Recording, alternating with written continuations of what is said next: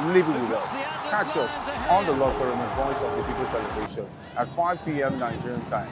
And like I always say, if not 20 minutes off, with the sport. This is African News on Voice of the People Television, where we don't just bring you the news, we bring you Africa's heartbeats, the policies that shapes our world, and the economy that determines our future. African News on Voice of the People Television. Stay with us. My name is Tao Familoni, and here is to view PTV. Keep watching, stay tuned, do not touch that dial. Arararara, my name is Made Kuti and you're watching BOPTV. Keep watching. Welcome, my name is Zika Davis. Distinguished ladies and gentlemen, boys, viewers, everybody, boys and girls. This is VOPTV. Do you know what that means? Voice of the People TV. You don't have a voice, don't come here. You better make sure your voice is heard. Behind every broken desk lies a broken promise. Education shapes the nations. But who is asking the right questions? Introducing Edu Dialogue, the show that goes beyond the surface, exposes the cracks, the corruption, and the silence in Nigeria's education system. Edu Dialogue, Saturdays, 3 p.m., only on VOP TV. We break the biggest stories, from missing funds to policy failures. We ask the tough questions and demand real answers. Edu Dialogue, this Saturday, 3 p.m. on Voice of the People Television.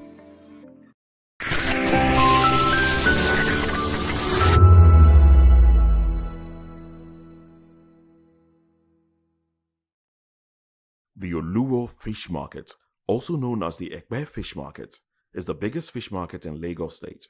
It's located in Ekpe, Lagos State, Nigeria. The Oluwo Fish Market traders are mostly women because of the chain of distribution, which allows the fishermen to catch the fish and deliver them to the traders, who in turn sell them to the retailers. This strategically located fish market is the biggest in Lagos and reported to be as old as the city of Ekpe, even though the date of the official commissioning of the market is dated 10th November 1989. The name of the market is derived from the name of the family that sold the land it occupies to the state government, the Oluwo family, while chief that most locals call it is the traditional title of the Oluwos. The market is said to have been initially located at the marina front, a short distance from the present abode, before it became too small to accommodate the number of traders' influx. For anyone that have heard of the Ekpe town being referred to as the fish basket of the state, the root of the name lies in the significance of this fish market as a major producer and exporter of fish to various parts of its parent state, Lagos, and Nigeria at large. The category of most food items sold at the market makes it fall into the category of wet market. Fish, as well as wildlife, typically known as bushmeat, are common sights at the Oluwo fish market. The animals are rather brought in alive or dead, and are also sold in the best form that the buyers prefers. However, the COVID-19 virus outbreak created another dimension to the existence of Oluwo Fish Market in Lagos, as there are high concerns about wet markets being the hotspot for zoonotic diseases that causes virus like COVID-19. This led to the brief closure of the fish market by the Lagos State Ministry of Health in order to reduce the possibility of another zoonotic disease outbreak in the state. In 2021, the federal government of Nigeria started the rehabilitation of the Ekpe fish market to meet international standard. The improvement of the market was designed to meet international standards, improve earnings, and encourage commercial activities.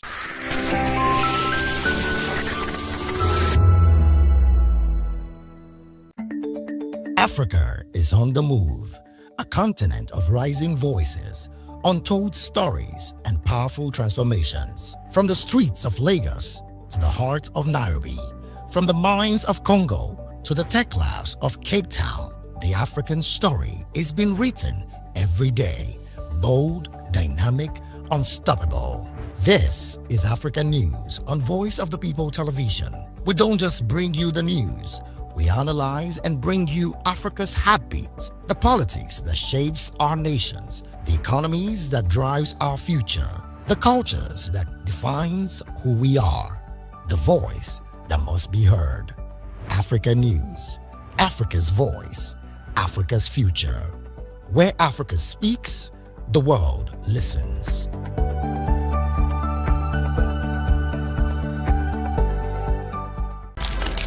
In a world where power shifts with every headline, In a nation full of questions, in a world filled with noise, the truth needs a voice.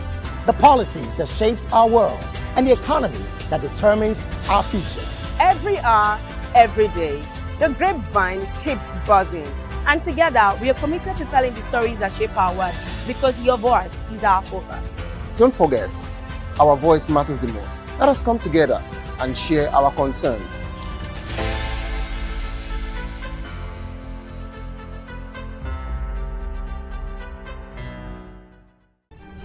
In a world where power shifts with every headlines, news breaks and events happens, we bring you unbiased and explicit information on politics, economy and state of the nation. We break down the chaos. Facts, not fluff. Truth, not spin. We discuss not just politics, but a glimpse into the future. Voice of the People Television. Now you have more than a voice.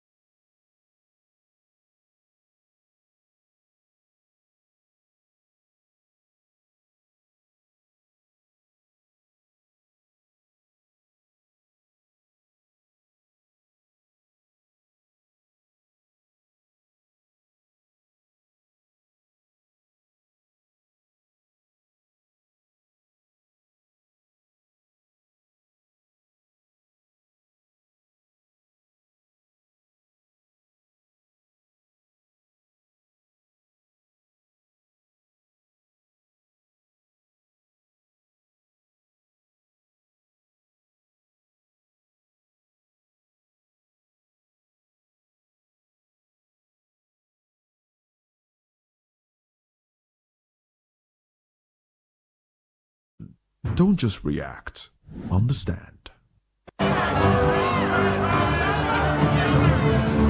Do you want your voice to be heard? Do you know that you matter in the scheme of things? The People's Voice, the show where ordinary citizens take center stage as we discuss the biggest stories that affect you and I. With you in mind, We facilitate lively discussions, debates, and interviews on the topics that matter most to you and I, from social justice to economic empowerment, education to healthcare, governance, and more, tackling tough topics and amplifying your voice. Join the conversation and make your voice count. The people's voice. Make your voice count. Awards, the razzmatazz, music, fun.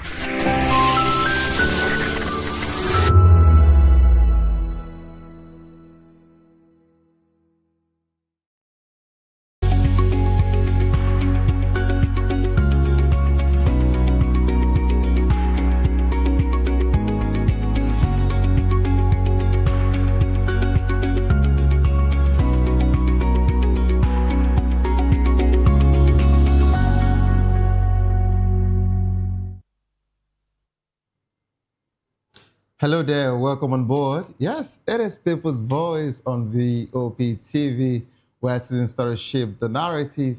And of course, today we'll be dissecting a major story that is dominating it and sparking conversation across the nation. 2027's situation is still here. Of course, no one is even talking about 2026 anymore. It is just about the election. Amateur wants ADC on northern candidates. Join the conversation with experts inside the citizen perspective. Share your thoughts with us. I am Savior Udo. Let's look into other news stories with details. NLC boss slams judiciary over treatment of workers. President Joe Ajero has criticized the judiciary for undermining workers' rights, saying neutrality in labor disputes often favors the power and entrenches injustice. He urged courts to defend the weak against the strong and uphold fundamental human rights. And away from that particular one, kidnappers abduct police officer, 4 others in Edo State. Gunmen have actually adopted Nigerian police force men, about 4 of them in Akoko Edo local government area in Edo State. The kidnappers who invaded the area took away the victims, including a female secondary school student and police inspector Shegun Obanowa, along with his wife and daughter. The kidnappers have demanded a 100 million ransom for the release of 2 of the victims. And away from that particular one, troops rescue 8 adopted wedding guests in Kano Katsina joint operation. The Nigerian Army has rescued 8 of 10 persons adopted by suspected terrorists at a wedding ceremony in Kano State. Troops deployed at an ambush position along the Yamkwada riverine swiftly advanced to the general area upon receiving the distress report and made contact with the fleeing assailant in neighboring Katsina State. The rescue victims have been reunited with their families, while efforts are ongoing to track and rescue the remaining 2 victims. And away from that particular, and of course, let's not forget that we still have this particular conversation on the table. I'm talking about Electoral Act. Senate should not provoke Nigerians, says Buba Galadima. The chieftain of the new Nigerian People's Party, NNPP, Buba Galadima, has warned the Senate not to provoke Nigerians over the Electoral Act, insisting the real-time electronic transmission of election results is non-negotiable. Galadima expressed concerns that the Senate's attempt to water down the bill might lead to electoral manipulation. And of course, we're here at the LP crisis now, talking about the Labour Party.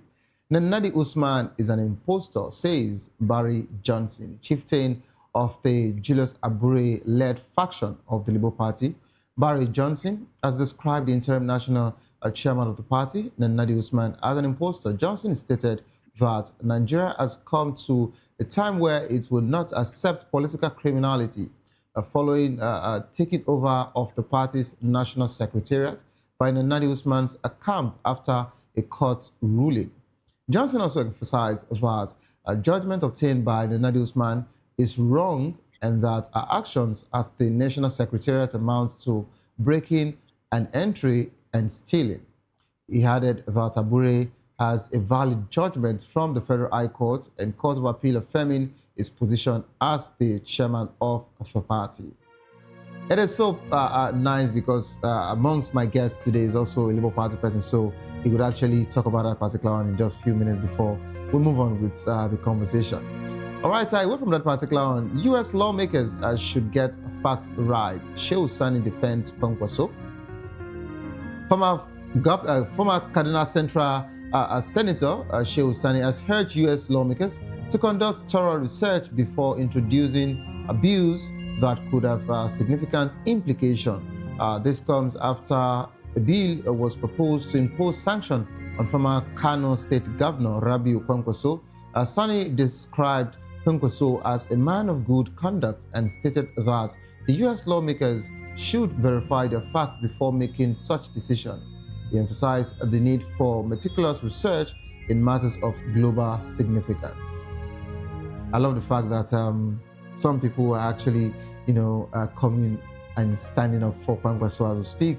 But the case is quite beyond this particular one. Let's just see what would unfold in the coming days. Judge withdraws from EFCC case against ex-AGF Malami.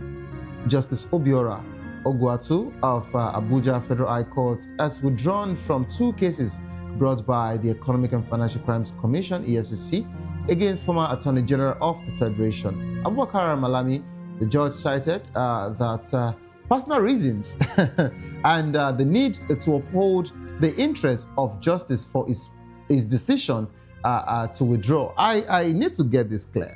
If a judge cited personal reasons and said the need to uphold, what does that tell us? I need clarity on this because it is either someone is being threatened somewhere that you have to do what is wrong, and of course, for your sanity, and because you don't want to double your hand into something, and that's the reason why you're walking away from it. I'm just trying to give an interpretation to based on what he has said, but of course, we have different angles to this particular submission of the judge. So let's just leave it open. But of course, I know that we'll get to hear more facts as regards to that particular one. Because for me, for a judge to actually leave a very, will I say, obvious, cases, that is being brought, before you as a judge, I see no reason why you should walk away from it, except for just what I said, or maybe there's a threat somewhere, I don't know. But regardless, let's just see what would happen in the coming days.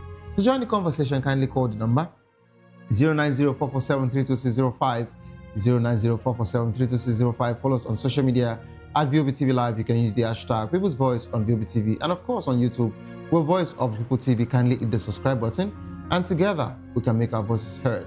It is time for us to go on a quick break. As soon as we return, we'll be taking the conversation. Amechi wants ADC on Northern candidates against 2027. You don't go nowhere, please stay tuned. We'll be right back.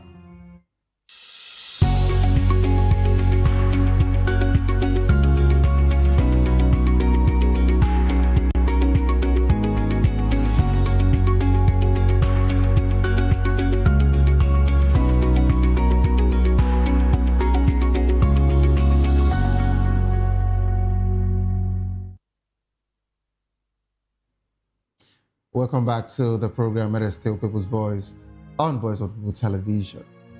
Former Minister of Transportation, Rotimi Amechi, has warned that the African Democratic Congress, ADC, may struggle to convince Southern voters to support Northern presidential candidates in the 2027 elections. Amechi advised the party to consider zoning realities carefully, emphasizing the importance of capacity, age, and power dynamics in choosing its flag bearer. Amechi also expressed his concerns while speaking in Kano, stating that presenting a Northern candidate at this stage could complicate efforts to rally Southern voters. He suggested that the party should allow the South to complete its 8-year tenure before handing over power to the North. Despite his reservations, Amechi reaffirmed his commitment to party unity, stressing that he would support whoever emerges as the ADC's presidential candidate regardless of region. He emphasized the need for a strategic decision to enhance national appeal and electoral success. We're now being joined by Chijioke Alexander Orji, Public Affairs Analyst. Good afternoon, Chijioke. Thank you for having me. You're welcome on board. All right, also we've been joined by Comrade Ragbi Anslem, member of Labour Party, Interim National Working Committee. Good afternoon, Comrade. It's my pleasure as always. Comrade Xavier, Comrade Ragbi Anslem, our youth, the National Youth Leader of Labour Party. All right, welcome on board. And of course, joining us from Canada, we have Moyo Chijioke, Institute, a political social analyst, and of course, a corporate consultant. Good afternoon, or good morning rather, Chijioke. It's morning over there in Canada. Yeah, good morning, Xavier. How are we doing today? Very well, thank you. We're surviving in Nigeria. We are all surviving everywhere. Trust me, the problem is facing us everywhere. Okay, I'd like to start off with Chijioke Alexander Orji. I would like to start off with you. Do you have any of the news stories you would like to respond to before we go into the main conversation? Well, what you've actually put out there are very rich. It's difficult to pick because every one of them has its own attributes and contribution to our nation building. So, but if you would allow me, I'll probably want to start with the story regarding the comments just made by Rotimi Amechi. Okay, so that's the main conversation. That's the main conversation. You know, so that's the main conversation. That's why I said, okay, maybe before the main conversation, if you want to pick anyone from that of a judge withdrawing, you know, from the EFC case against Malami, and of course we have the situation of Kwankwaso, you know, about to be sanctioned by the U.S. lawmakers, and of course Shehu Sani is making a case for him. We have the Labour Party issue that Barry Johnson is also talking about, saying that Senator Usman Nadi is an impostor. We have that particular case also, you know, on ground. And Buba Galadima, a chieftain of the NNPP, also said that Senate should not provoke Nigerians as regards to the Electoral Act. So, of course, we you know, I've said so much. So, in case you have anyone you want to pick. It's difficult to also choose again, but let me start with... Just respond to anyone. The judge excusing himself from the Malami's case. Yeah, I think there's already so much surrounding with the Malami saga, because already the first thing was that EFCC were mainly conducting a media trial in the sense that they put out more of, you know, what the imaginations, because these things have not been proven to be facts. And it is good that they have now formally charged him with the various offenses they feel, you know, especially with the now larger case against him, which is the case of arms and terrorism financing, which the EFCC boss had earlier denied in an interview with one of the media houses in Nigeria. And one would ask, you know, is it that the whole intention of the media trial was all intended to brand the dog a bad name? I'm not going to be saying I'm speaking on behalf of Malami, because while he presided over as the Attorney General of the Federation, you know, there could be so many he has stepped on the toes. And it's difficult in a country like ours, where corruption has become not just endemic, but has become like a systematic thing that is almost impossible if you get into public office and you're not corrupt. And you will always have the, you know, the table on the reverse when you have new people who come in. Of course, it may not favor everybody. But however, there are also insinuations that all of this is just a distraction and you know, a situation of trying to keep the man, because they see him as one of the individuals expected to fund the new coalition of ADC. So it is seen from the insiders, from the feelers that I get, that the people at the villa are making sure that anywhere the current ADC will get funding must be strangulated so that they will not be able to feature probably well in the coming fourth election of the 2027.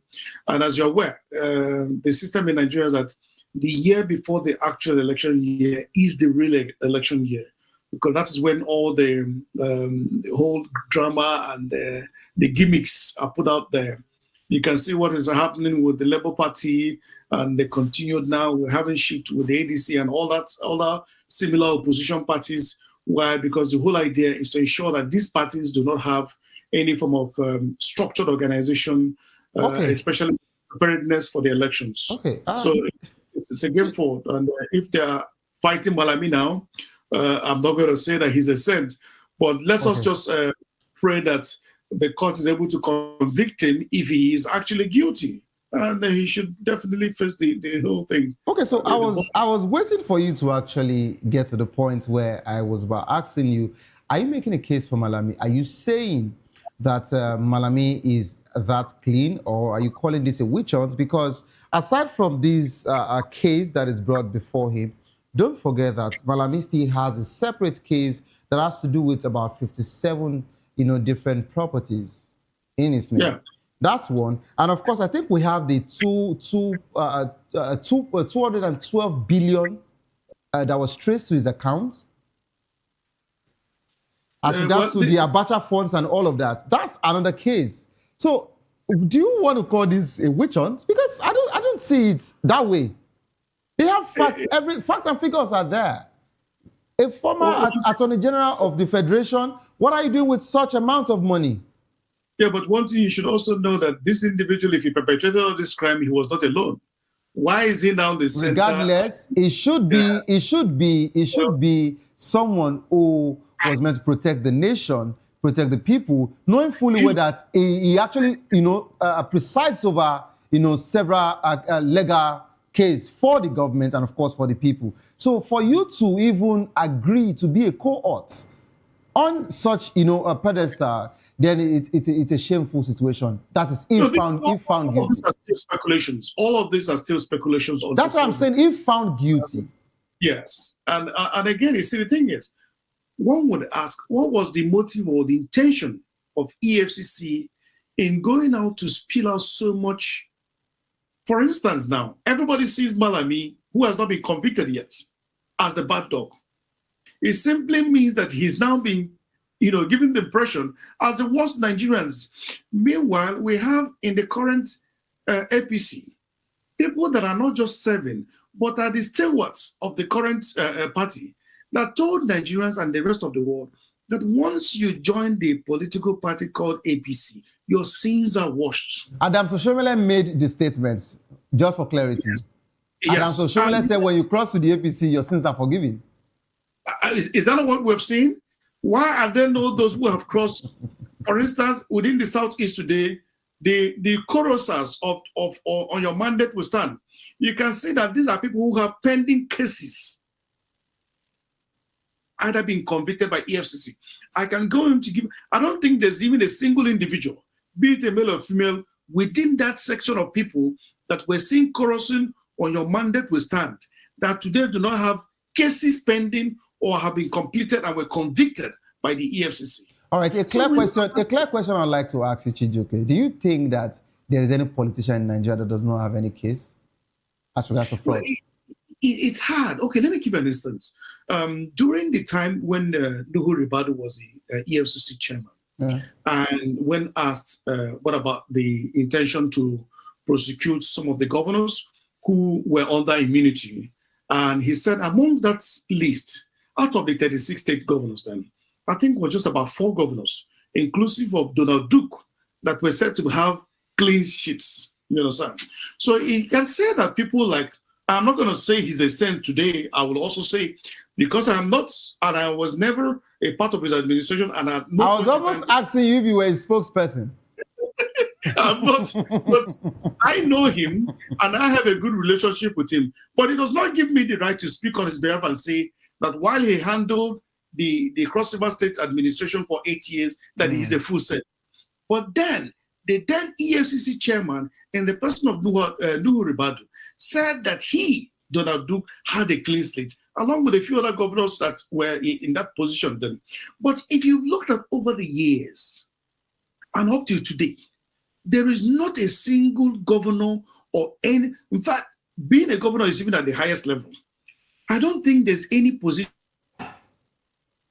that does not have an infringement on either how they have taken advantage of the situations or the positions they were put into. So it's a situation where you appoint somebody today into a seat of power or authority, and in the next few days, he has stolen so much that EFCC and ICPC will have to keep chasing him. Okay. Look at the cases of so many of them that I don't want. Let's move on from here. Let's move on from here. We still have a very robust conversation to discuss together. All right, let me move to Comrade Iragbe Anslem. Hello, Comrade, are you there? Yeah, Iragbe Anslem, National Youth Leader, Labour Party.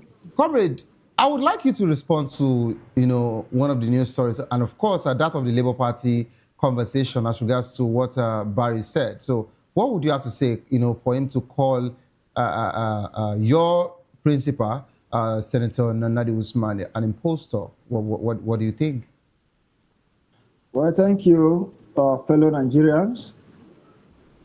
Iragbe Anslem, the National Youth Leader of Labour Party, Nigeria. Well, it is clear and evident before the world today. First and foremost, let me say the name Barry is not known to the leadership of the Labour Party. Myself, Iragbe Anslem, was elected as the National Youth Leader of the Labour Party on the 10th of June 2019. You remember the illegality Abure orchestrated against me, reasons I've stated clearly all along. And today, Abure formed all manner of illegal structures, all manner. From Kennedy Anutu, who was elected as Deputy National Secretary, to purportedly acting in my place as National Youth Leader, to Avotu, who is not known by any means or standard of the party. You see, there had not been any other national convention, any other National Executive Council subsisting that made any appointment before now. So Okay, so do you want to also respond to any of the news stories, or let me just start up this conversation with you? Can I start up the conversation with you? No, let's just go straight to the conversation. Like they have all. Okay. So thank you. So now Nigeria, there's a lot of problems. Let's just go straight to the point. Okay, so you heard the story here. Amechi is actually warning the ADC, as regards to this body language that Nigerians and of course some people have been seeing in the ADC, and is actually saying that, of course, it's not saying that it's not going to support any, body who emerges as the flag bearer, of course. But what he's saying is it would be very, very difficult for them to convince the southern voters in the 2027 to vote for them if a northern person emerges. And I think we understand what this particular statement indirectly means. Of course, he's also saying that he's going to be, on the ballot, and Peter Obi will be there, which I believe for now are the two major, southerners going head-to-head with Atiku Abubakar. But what do you have to say as regards to this? Are you also still part of this zoning situation, or you don't care? You just want to see a good person, or will I say the right candidate, emerge, as the winner of ADC? And don't forget that you're also a member of the Obedient movement. So would you want this particular ADC to just pick anybody and give it to anybody, or let them rather zone into the south that would give your own president, as you people would call it, for the Obedient, an opportunity for him to be the flag bearer of the ADC? Thank you very much, Savio, for that wonderful question. First of all, I have been against this zoning of a thing. Since we've got our independent, we've been zoning the presidential this thing from south, north, east, this and that. What has it gotten us? That is the question, And that has been the biggest problem. It's going to be my person. This person should be from this person. This person should be from my place. And then we forgot one thing, that no matter where you are from, either north, south, east, anywhere, we are still under one umbrella, which is what? Nigeria. So what I'm interested is, instead of these ADC people or all these politicians, instead of them focusing on their own selfish interests, why not them put their selfish interests and listen to the people? The people are saying something, just like we were saying on the Electoral Act that we don't like what Babu is doing, and we are saying we have been doing the protest. We are laying our voice. So why not these ADC people put their selfish interests aside from North? And I don't care. You understand? Let them listen to the people. Ask the people, because they claim that they are representing the people. Okay, no problem. And we decide that we are going to move with you, the ADC. Why not listen to us? So this is not I don't know what Amechi might have seen. I don't know the body language he might have, seen that made him said what he said. But he's there. I'm not there. It's what they say that we hear. But the point is this. I don't think Nigeria needs this zoning of a thing. We have been doing it for a very long time and it hasn't gotten us anything. So let us focus on looking for a president for Nigeria. Not a president from the north, not a president from the east, not a president from the south or the west, but a president from Nigeria and for Nigerians. And that is what we should be interested in. And I know, you made a claim that I'm an obedient, and I said that Peter Obi is our president. The reason why I personally support Peter Obi is not that because he's from the east or because he's an Igbo person or this. No, it is because of his track record, because of his principle, his character, the way he speaks, and his intention. When you because all of them are all saying things, and when you take his track record as a governor, the things he did as a governor, and his intention for the people. So that is why I support him. Nothing more, nothing less. And any day he deviates from that character and he started acting like Wike, because when Wike was doing good in Port Harcourt, distance, I was supporting him until this character. Once Peter Obi started misbehaving, I served him his own cup of tea, because my intention and my mind sees that we Nigerians have suffered enough. We need a leader, or we need someone that will work for us, someone that will give us a better life. We are one of the largest oil reserve in the whole world, one of the largest oil reserve, and it's not reflecting in the state of our country, not in our economy, not even in the people. Look at other countries that has oil. Look at how the country is functioning, and what is all these leaders doing. So I think it's high time we should do away with this zonal of a thing and focus on a leader that will work for the people. Now, what am I saying? The ADC, let them put themselves together, representing. What do you need? Who do you think, or who are you going to support? And then whoever will tell them, they should do that, not going for their. I don't know how they will intend to play this politics, but they should understand that this battle is between the APC and the people, not the APC and the ADC. No, it's between APC and the people. So if ADC decides to be to be on the war front, I hope that they do what they should do, which is what? Fight this battle with the people. Thank you. All right, thank you so much, CJ, for that particular one. Let me take it to Comrade Iragbe Anslem. Hello, Comrade, are you there? Yeah, I'm here. Iragbe Anslem, National Youth Leader, Labour Party. All right, so, Comrade, I want to get clarity as regards to this. Do you think that Amechi's warning is a reflection of the party's internal dynamics or a broader issue in Nigerian politics? And of course, how important is zoning in Nigerian politics? Because at this point, so many parties are actually now saying that they just want to pick the right candidate that they feel, can pull the crowd for them and, get them something better, at the ballot instead of going with zoning. And you can see this is body language. They're not ready to zone. to the south, and they've made it open that the tickets will be open. Anybody who wants to contest should, get the tickets and come for the primaries. So what do you have to say about this? Well, thank you, quickly. Just give me 2 minutes. Let me cap the Labour Party matter and quickly run over the ADC matter. Now, quickly, Senator Nenadi, distinguished Senator Nenadi Esther Usman addressed a world press conference in the last 3 hours, thereabout. That's from 12 p.m. to 1 p.m. today, the 12th day of February 2026. And in that press conference, which you will see maybe very soon on the global platforms, television stations, you will know what happened on the 11th, which was yesterday, or the day before yesterday, 9th, 10th December, where Julius Abure, Umar Farouk Ibrahim, Kennedy Hanutu,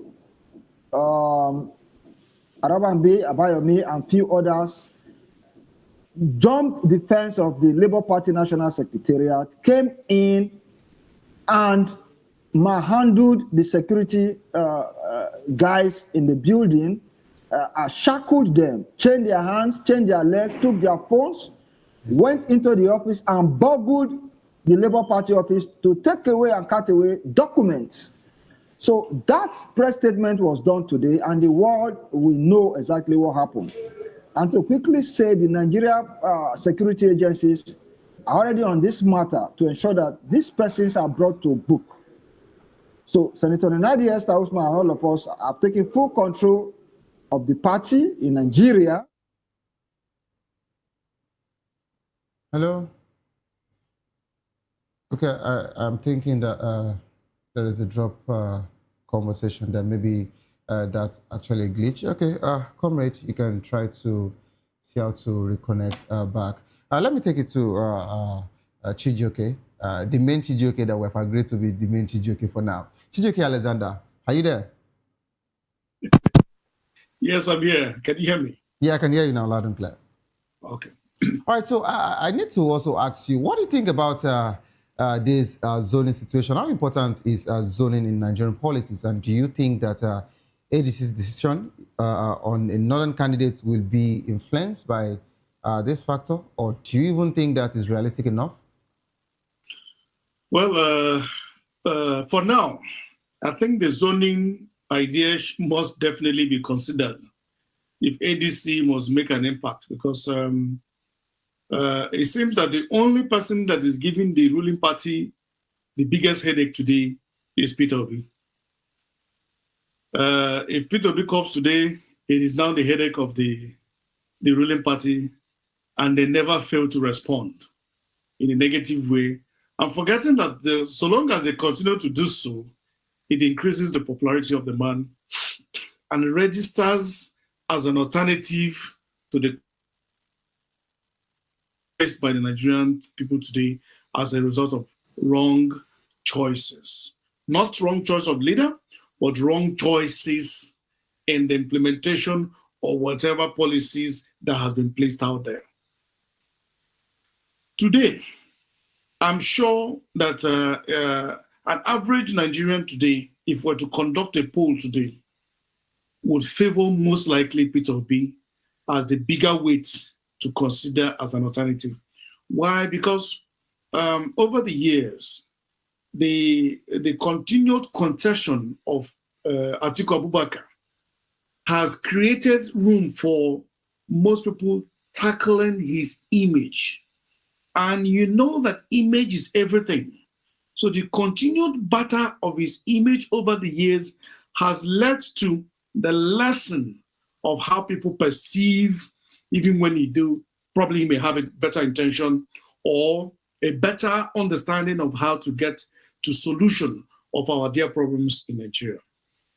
So if you look at also the interview granted by one of the ambassador designate, the person of Reno Mokri, who basically was, spent half of the time given to him on air, lambasting the person and the image of Peter Obi. And most of the things he was trying to say didn't hold water because he couldn't just probably answer simple questions that were posed to him, as a way of probably giving Nigeria another better impression of himself.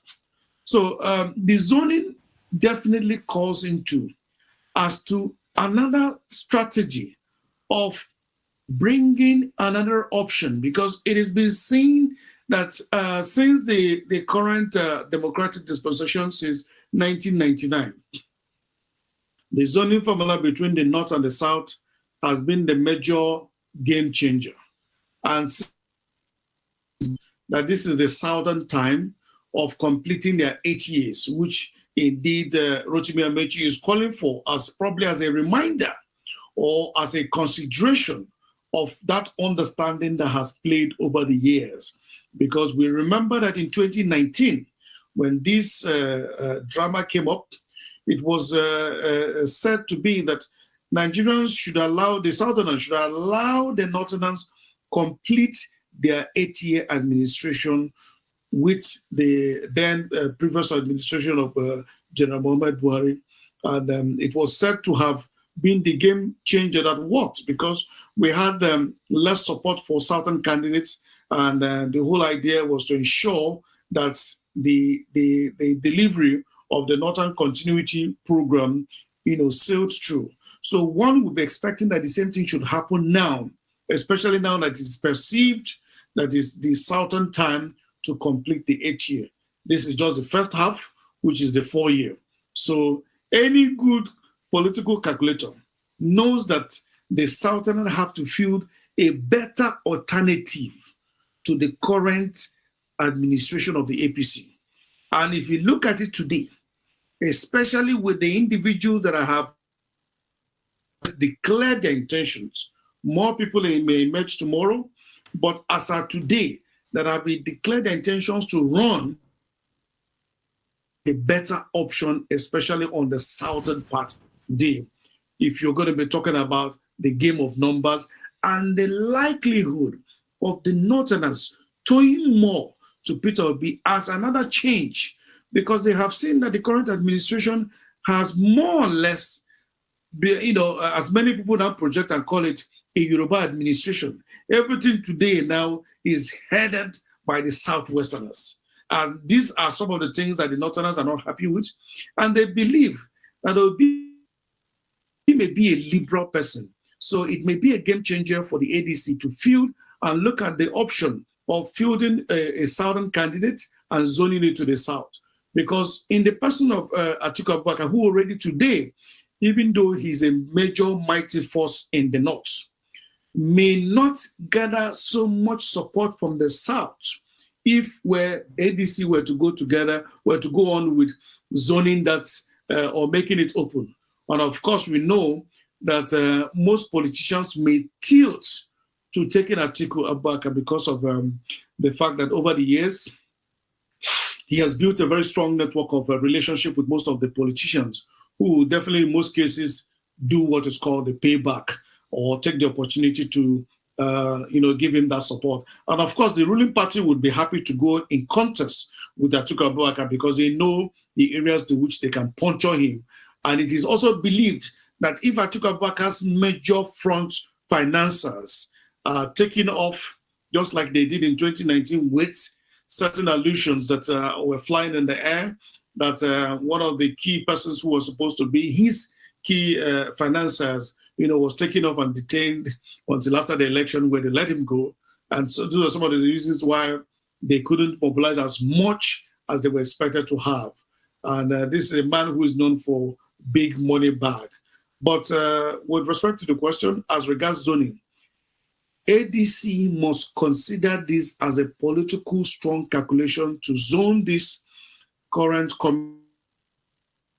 if it must gather they needed. Because as of today, let's not forget that ADC does not have any state today. It has the governor, in power, or any sitting senator or any major individual today that occupies positions as an ADC, except if indeed we have some crossovers, just as we're currently experiencing with the APC, which today has gathered the largest number of defections ever since the 1999 current administration of a democratic dispensation.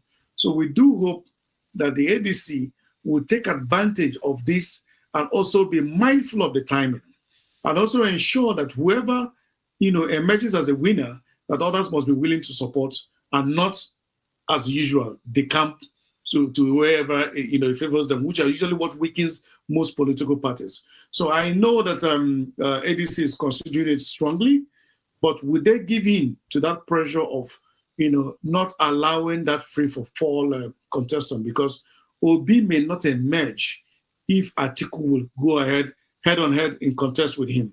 We all know that Atiku still has a major stronghold when it comes to the political number of people today that are even under the ADC. So Obi may not stand that chance. But Obi may emerge the ticket bearer if indeed he gets the support of Atiku, and if the ADC as a party mandate decides to zone it to the south, which will limit the number of persons. And I also hear that in the person of Rotimi Amechi is also declaring his intention to run for the presidency. So it means that there still be more hurdles for Obi to cross, because Amechi is not also an override. He's a man with a large pocket. He's also a man who has been with the previous administration as the former Minister of Transport, and has been in the position of power for the past since 1999. So an easy, excuse me, it will be an easy override for the current ADC to get all this things sorted out. Okay, I love the fact that you touched every nook and crane of this particular conversation. So let me take it off from the last to back to the top. You talked about Rotimi Amechi having a deep pocket. Can you hear me? Yes, I'm with you. Yeah, you talked about Rotimi Amechi having a deep pocket, and this actually, baffles me, or it raises a concern that would be quite a disturbing question. So, are you saying that a party's primaries now should be about exchange of currencies? Giving money to get delegates over to your side? Because when you talk about deep pockets, what should deep pockets mean when we say we're coming in for primaries? It should be about integrity. It should be about merit for delegates to actually decide to pick one person above the other, and not about deep pockets. That's one. And secondly, you talked about the APC, having so many political blocks behind them now, and of course different governors, defecting to the party. Does that actually, pose a threat to the ADC or any other, opposition party?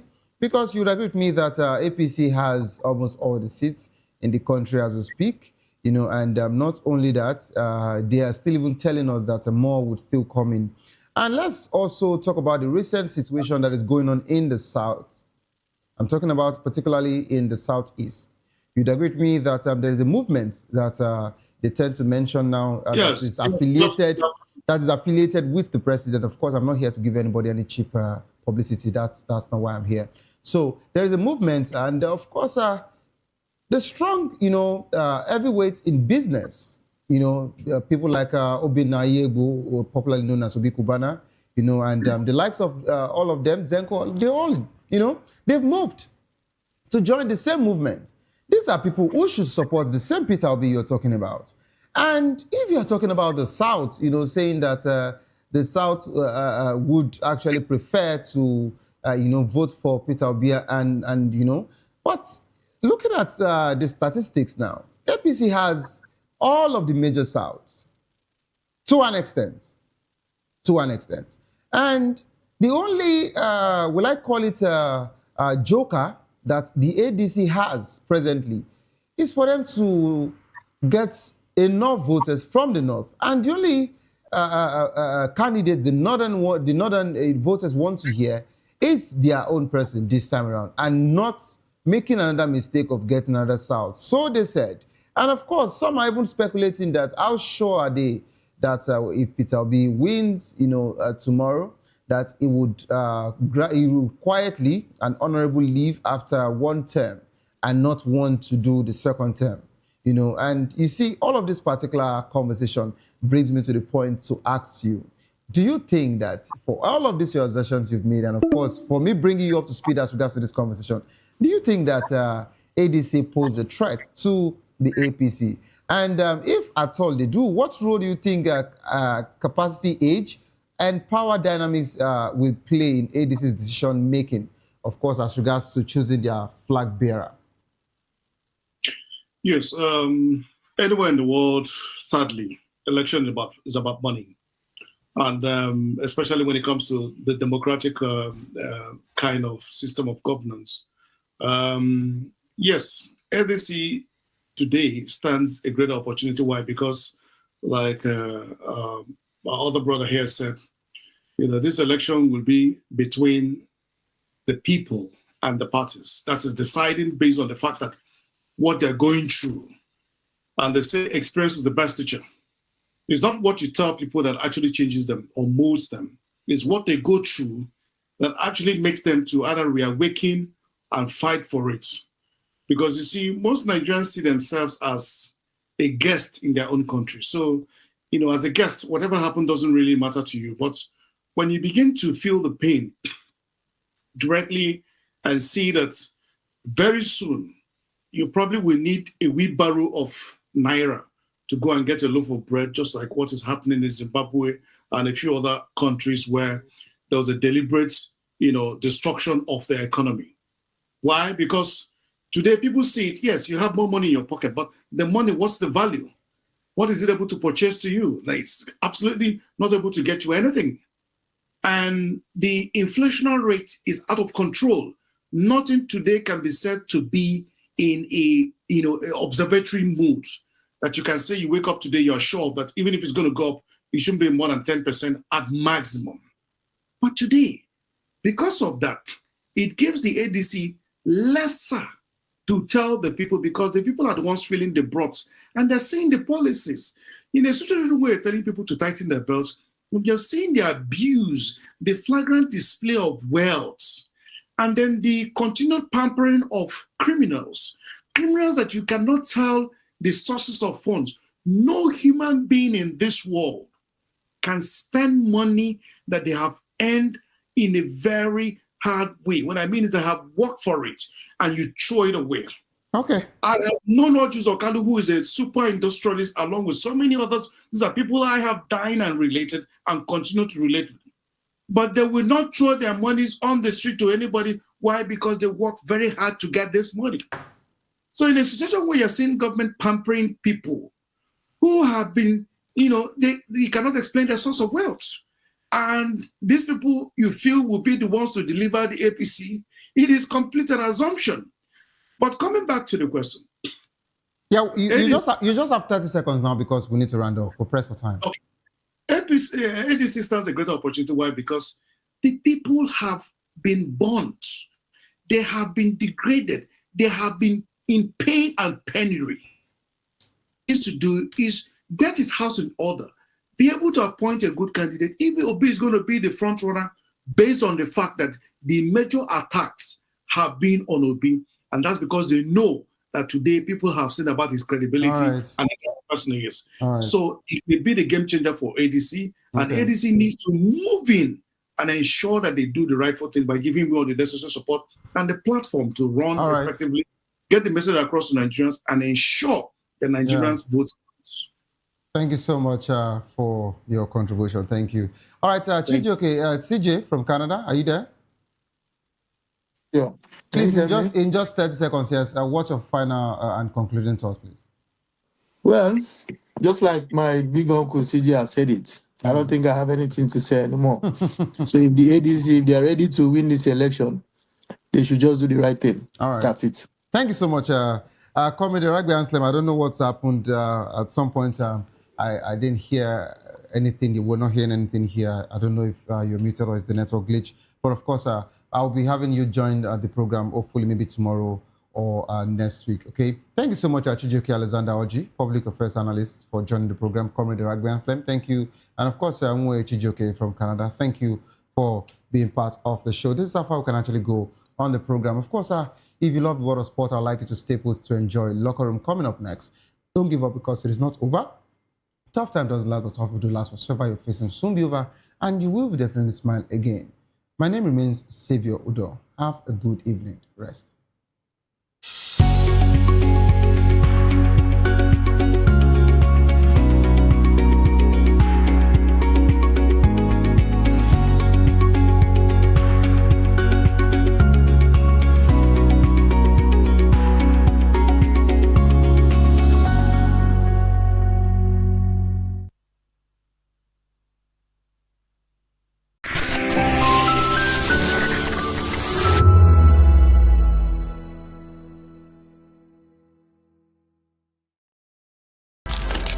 In a world where power shifts with every headline. In a nation full of questions. In a world filled with noise, the truth needs a voice. The policies that shapes our world and the economy that determines our future. Every hour, every day, the grapevine keeps buzzing. And together, we are committed to telling the stories that shape our world because your voice is our focus. Don't forget, our voice matters the most. Let us come together and share our concerns.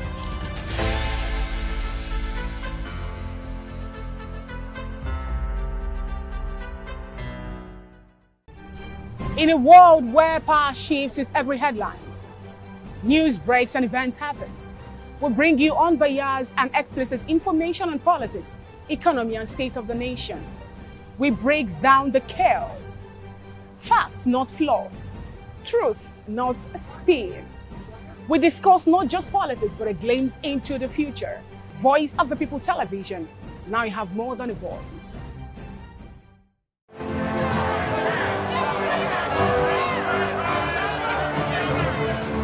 Do you want your voice to be heard? Do you know that you matter in the scheme of things?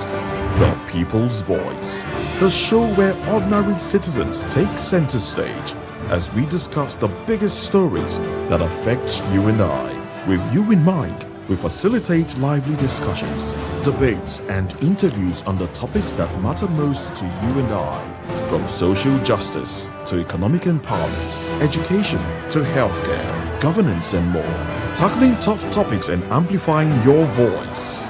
Join the conversation and make your voice count. The People's Voice. Make your voice count. To know the happenings in the maritime sector, join us on the program Maritime Frontiers on VOP TV as we discuss key areas in the maritime sector from aquaculture, maritime transportation, maritime labor regulation, oil and gas exploration, ferry and passenger insurance, marine pollution and prevention, port operations, and lots more. Maritime Frontiers, exploring Nigeria's blue economy. Behind every broken deck lies a broken promise. Education shapes the nations. But who is asking the right questions? Introducing Edu Dialogue, the show that goes beyond the surface, exposes the cracks, the corruption, and the silence in Nigeria's education system. Edu Dialogue, Saturdays, 3 p.m., only on VOP TV.